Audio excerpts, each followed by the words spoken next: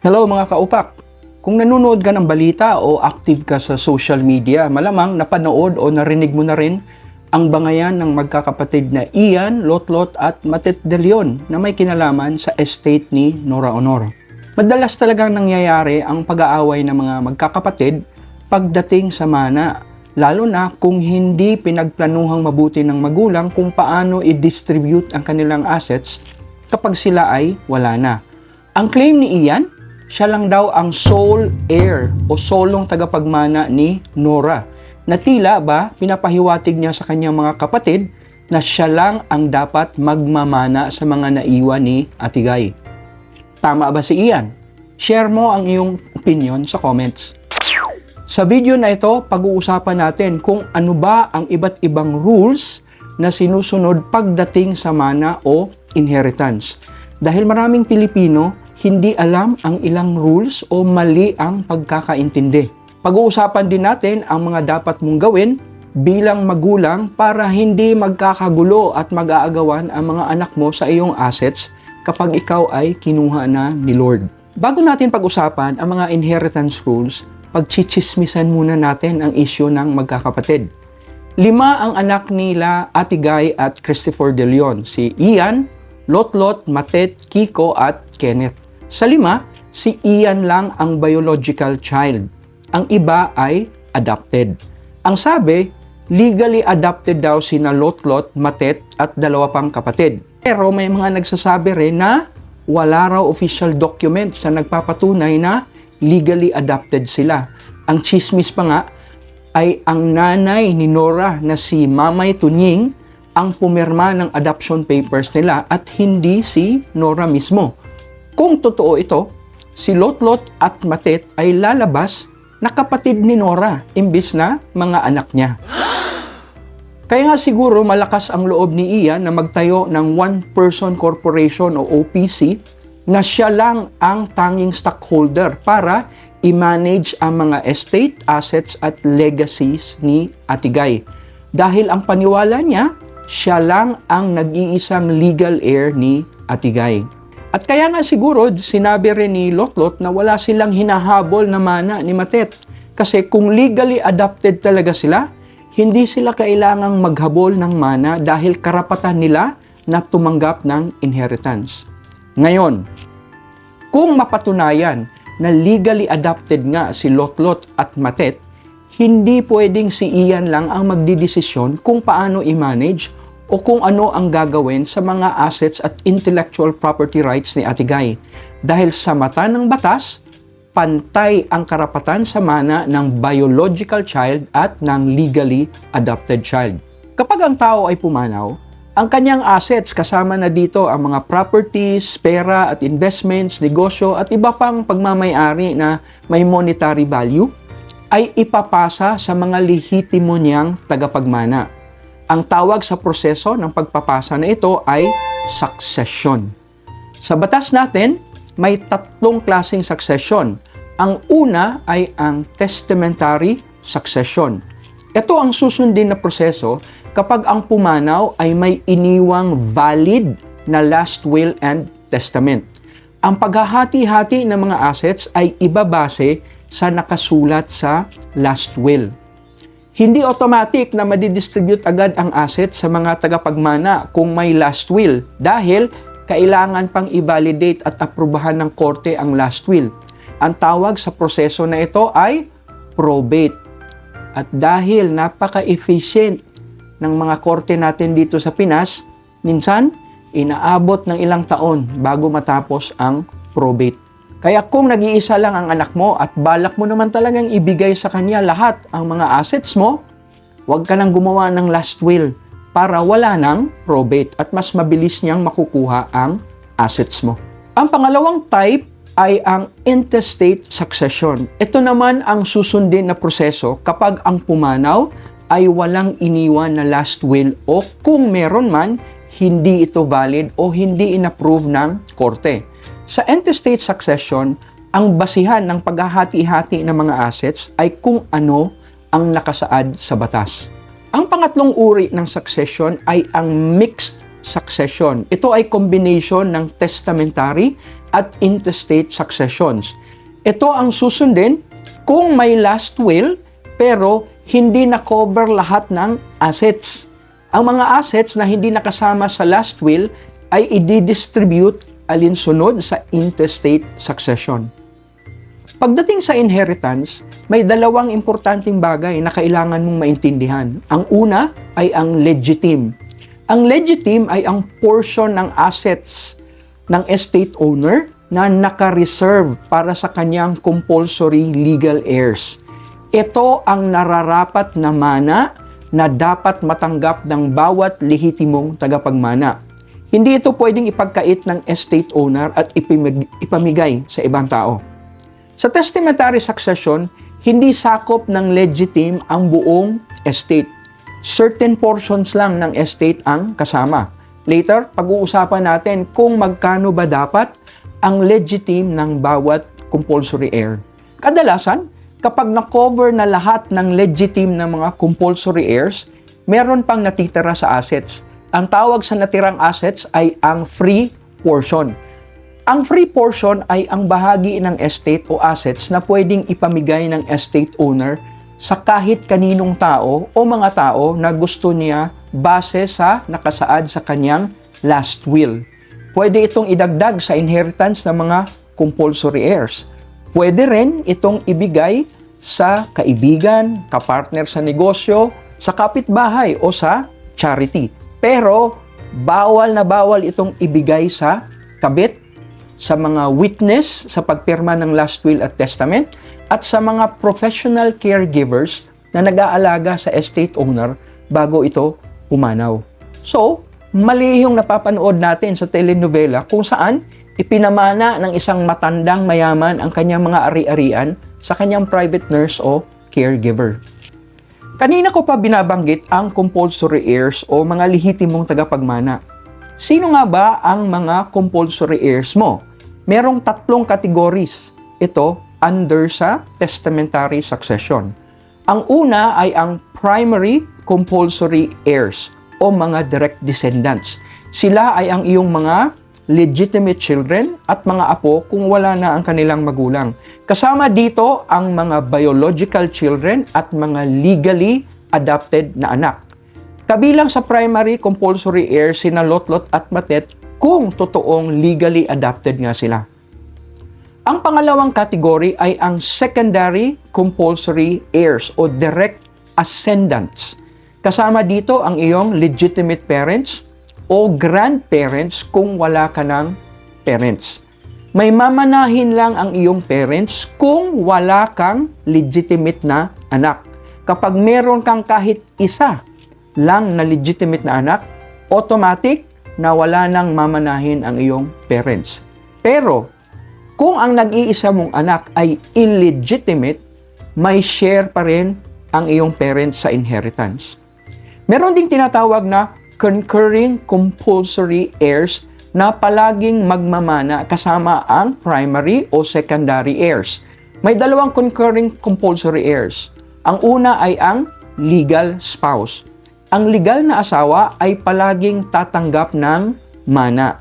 Ang common law partner o kinakasama ay hindi considered na concurring heir. Kaya wala silang legitim. Pero pwede silang tumanggap ng mana galing sa free portion kung wala namang balakid at pwede silang magpakasal kung gugustuhin nila. Ang hindi talaga pwedeng tumanggap ng mana ay ang kabit. Kasama rin sa palaging may tatanggapin na mana ang mga illegitimate children o mga anak sa labas. Hindi sila pwedeng i-exclude sa last will.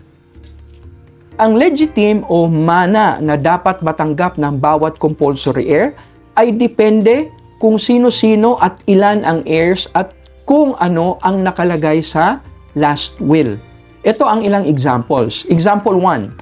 Ang general rule sa legitime ay 50% o kalahati ng estate ay naka-reserve para sa mga legitimate na anak. Kapag ang naiwan ay isang legitimate child at ang legal spouse, ang legitimate ng solong anak ay kalahati ng estate. 1/4 naman ng estate ang legitimate ng spouse. Ang natirang 1/4 ay ang free portion. Kung ang net value ng estate ay 20 million halimbawa, ang dapat ibigay sa solong anak ay hindi bababa ng 10 million dahil ito ang kanyang legitim. At 5 million naman para sa asawa. Ang free portion na 5 million ay pwedeng ibigay sa kahit sinong tao. Pwede itong idagdag sa mamanahin ng anak o ng asawa o paghatian nilang dalawa o ibigay sa tao, sa ibang tao o sa charity. Depende na yan sa kagustuhan ng estate owner. Ngayon, kapag ang inilagay sa last will ay 7 million lang ang pupunta sa anak, hindi ito valid dahil mas mababa ito sa legitim niya na 10 million at pwedeng questionin ng anak ang last will sa korte. Example 2, kung ang naiwan ay dalawa o higit pa na legitimate children at ang legal spouse, ang legitim ng mga anak ay kalahati ng estate divided equally. Ang legitim naman ng spouse ay equal sa share ng bawat legitimate child. So, kung 20 million ang net value ng estate at 4 ang anak, ang legitim ng bawat isang anak ay 10 million na kalahati ng estate divided by 4 o 2.5 million bawat isa. Ang legitim ng asawa ay 2.5 million din. Ang natirang 7.5 million ay ang free portion. Pwede itong ibigay ng estate owner sa kanyang paboritong anak kung yun ang inilagay niya sa last will. At hindi pwedeng magreklamo ang ibang mga anak dahil nasunod naman ang kani-kanilang legitim. Ang hindi pwede ay gawing tig 1.5 million lang ang bawat isa sa 3 anak para 13 million ang makukuha ng paboritong anak dahil mas mababa na ito sa dapat na legitim nila na tig 2.5 million. Example 3. Kung maraming extracurricular activities ang estate owner at may ilan siyang anak sa labas bukod sa kaniyang mga legitimate na anak, 1/2 ng estate ang nakalaan para sa mga legitimate children divided equally. Ang nakalaan naman para sa bawat illegitimate child ay katumbas ng kalahati ng share ng bawat legitimate child. Halimbawa, 4 ang legitimate children at 2 ang illegitimate. Kung 20 million ang net value ng estate, ang legitim ng bawat legitimate na anak ay 2.5 million bawat isa. Ang legitim ng mga illegitimate na anak ay 1.25 million bawat isa, which is kalahati sa mana ng bawat legitimate child. Ang natirang 7.5 million ay ang free portion.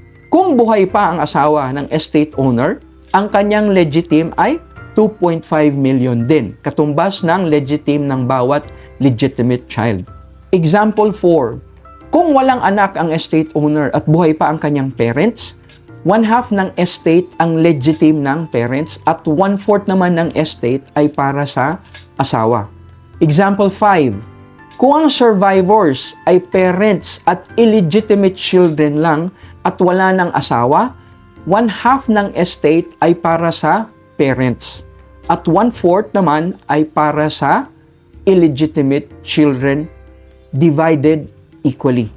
Kung ang tanging survivor ay ang legal spouse, kalahati ng estate ang kanyang legitim kung sila ay married na for at least 3 months bago pumanaw ang estate owner. Pero kung wala pang 3 months silang kasal, ang legitim ng spouse ay 1/3 lang ng estate. Pinag-usapan natin na compulsory heirs at mga legitim ay para lang sa testamentary succession. Kapag ang estate owner ay pumanaw na walang iniwan na last will, ang susundin na process ay ang intestate succession. Sa tingin ko, walang iniwan na last will si Ate Guy, kaya nagkakagulo sila ngayon. Yun ngang may last will, nagkakagulo pa, paano pa kaya kung wala? Merong tinatawag na intestate heirs sa intestate succession. Sila ang mga lehitimong magmamana at ito ang order of succession. Ang top priority na magmamana ng buong estate, buo kasi walang free portion sa intestate succession, ay ang mga legitimate children. Kasama dito ang mga biological children at legally adopted children. Kung si Lotlot, Matet, Kiko at Kenneth ay hindi legally adopted, then si Ian lang ang legitimate child at solong magmamana sa lahat ng assets ni Ate Guy. Ang susunod na pwedeng mag-inherit ay ang legitimate parents kung walang legitimate na anak ang estate owner. Concurring heirs din ang illegitimate children sa intestate succession. Kahit merong number 1 or number 2, may share sa inheritance ang mga illegitimate children. Kung walang number 1 or number 2 at wala na rin ang spouse, ang buong estate ay pupunta sa illegitimate children to be divided equally. Dahil concurring heir din ang surviving spouse, may share siya palagi sa inheritance. Kung walang anak at wala ring parents, magkakaroon din ng share sa estate ang mga kapatid na buo ng estate owner. Kung walang number 1, 2, 3, o 4, ang magmamana ng estate ay ang pinakamalapit na collateral relative, pero hanggang 5th degree lang. Ang examples ng 5th degree relative ay apo sa tuhod ng iyong kapatid, pamangkin mo sa pinsang buo, at pinsang buo ng iyong parents. Kung nag-iisa ka na lang sa mundo at wala kang kamag-anak up to the 5th degree, ang buong estate mo ay pupunta sa gobyerno kapag ikaw ay pumanaw na.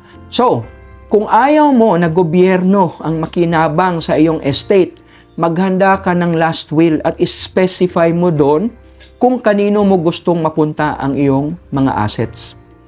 Ang usapin tungkol sa mana ay sadyang komplikado at masalimuot, lalo na kung marami kang assets at marami kang anak, pati na anak sa labas.